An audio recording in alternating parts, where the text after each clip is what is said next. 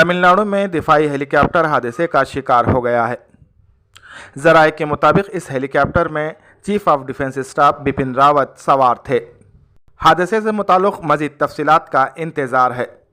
नाज़रीन, हम आपको बता दें कि तमिलनाडु में एक बड़ा हादसा पेश आया है। दिफाई हेलीकॉप्टर हादसे का शिकार हो गया है। बताया जा रहा है कि हादसे का शिकार हेलीकॉप्टर में chief of defence staff Bipin Rawat सवार थे।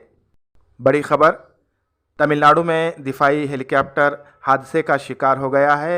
इस हेलीकॉप्टर में chief of defence staff Bipin Rawat सवार थे।